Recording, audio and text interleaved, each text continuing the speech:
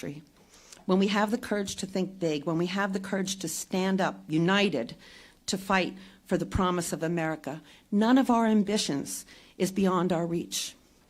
We are America. We went to the moon 50 years ago. We can make our moonshot for justice in this generation. This campaign's motto is not me, us. And that means our movement is bigger than Bernie, much as I love him. It's bigger than any one campaign, bigger than the presidency. Our movement is about the future. Transformative change will take place if we stand together, united by a common purpose, a coherent vision, and a robust policy framework. Committed individuals such as yourselves across the country, ready to work tirelessly to build the future we want, is the foundation of this grassroots movement. And with President Bernie Sanders having the bully pulpit, fighting for the promise of working people across this country, we will get this done. Bernie has always been and will always be a fighter for you. He will never bow down to any corporate elite or moneyed interest. That's the president that we need, the kind who will not only make promises, but make change, the kind that will not only raise hopes, but will fulfill them, the kind who will not only praise peace, but attain it. Of course, the political and economic establishment is doing everything they can to stop us. They're airing negative attack ads and trying to buy the election with super PACs. But that's a sign of our success. They know if we all stand together and don't get demoralized, we are on the verge of an historic victory that will transform this country. So my request of you is simple. Keep door knocking, keep phone banking, keep texting, and keep working as hard as you can. It's not just about you caucusing. It's about your roommates, your friends. Don't just ask them to caucus. Bring them to caucus. We are in this together, and we can create real and lasting change, not only for our country today, but for future generations. Let's do it. Thank you.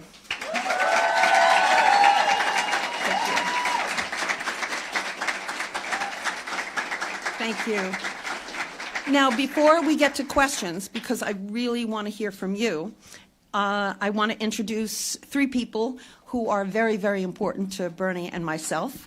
My son Dave, our son Dave, and our two of our grandchildren, Ella and Dylan, are here with us today. Now, this election is going to be won or lost depending on your participation. That's the truth. When you look at the polls, you see that he does incredibly well with people under 45 and really badly with people over 65. It doesn't make sense, except you guys are living this transitional economy that is not working for you, and you're aware of the changes that need to be made. We need you to come out. If you participate, he's likely going to win. If young people don't, it's questionable. So please, we're depending on you. And now we'd like to hear your ideas, your questions, your comments, and Naomi, hopefully you'll come up and join me because she might have better answers. Any questions? She answered all your questions to begin with. No? Yes. Okay. Hi, I am an organizer for Free College for All, and I love, Bernie has the best plan for Free College for All because it includes, undocumented students, formerly incarcerated students and all that. Yeah. I wanted to ask how Bernie's plan for Free College for All will make sure that faculty and staff at our institutions of higher education will be treated justly in their employment, and make sure that they have rights. Right. Well, first, rights. We support unions. Bernie strongly supports unions, so hopefully that will continue in the college arena. Unfortunately, faculty are experiencing exactly the wrong direction in their employment. We're going from full-time faculty to adjunct faculty, no benefits, and much lower pay. So we are very opposed to that. As a matter of fact, when I came on to a college, a turnaround college, it was all adjunct faculty, and we changed it to mostly full-time faculty with benefits. So that's something that he will always keep in mind. I don't know specifically that the College for All program says it, but it's something that he will work with public universities across the country to treat their workers fairly, just as he will work with companies across the country to keep to treat their workers fairly. Did you have anything to add, Naomi? Nope. Any other questions? Yes. Where does Bernie stand on mental health, taking care of people with mental health issues and their children? Yeah, mental health is something that is a real problem in our current system. We have insurance that covers mental health, but it's not at parity. And the ability to actually access mental health facilities or mental health professionals is woefully bad. So in Medicare for All, mental health is health. It's not physical health versus mental health. It is health and well-being. How can we be as human beings? So that is covered 100%, just as everything else. Okay. Yes, ma'am. You phrased the term disaster capitalism. And one of the reasons that I'm for Bernie Sanders is because he's beginning to not only talk about the 1%, which is historical, but he's also one of the candidates who's willing to talk about the problems of capitalism in a way where we don't talk about it because we don't have an alternative. That's one of the things that many young people, they don't have an alternative, so they don't want to talk about it at all. So will you talk a little bit more about disaster capitalism and how Bernie Sanders' campaign is talking about an alternative that is not necessarily anti-capitalism, but maybe something that might morph into something better? Thank you. Sure, yeah.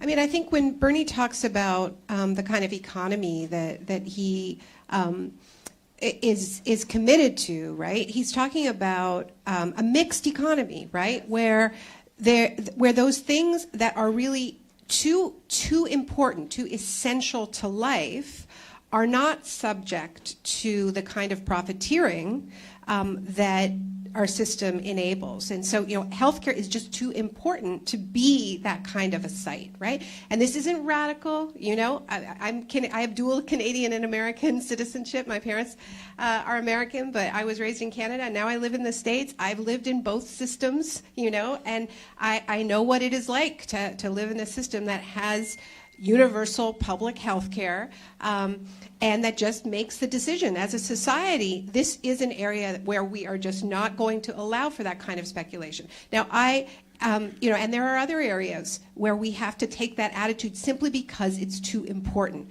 And I mentioned the renewable energy transition that we need to pull off in 10 years. The problem with saying, well, we're just going to make this another site for profiteering, you know, for a few players to get very rich, is that it actually slows us down. And people know this here in Iowa. It creates backlash.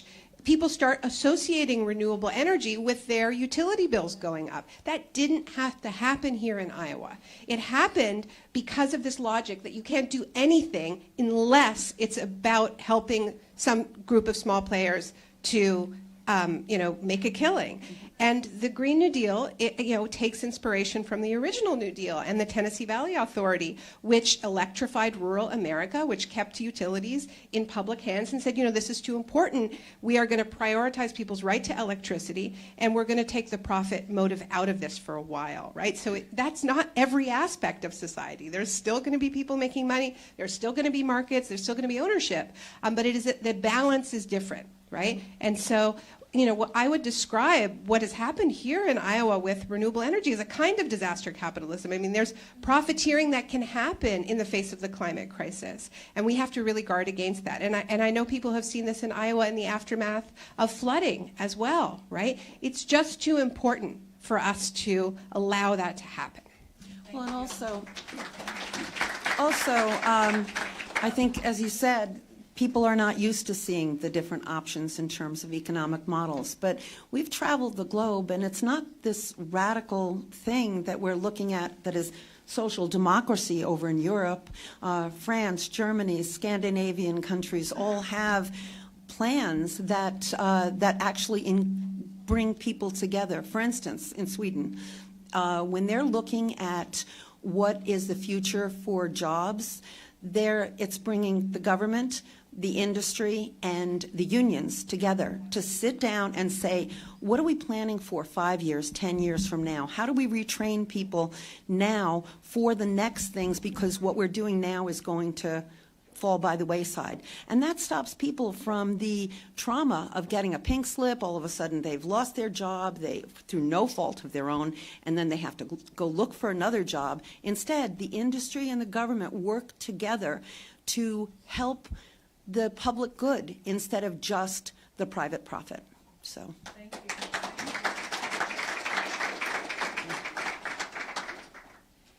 Because classes start at 1, Yeah. we'll have to end the official Q&A, but we have time to do mingling and questions up here and take photos. Okay. So I just want to thank everybody for coming, and please hang out and ask questions if you can. Thank you all very much. Thank you.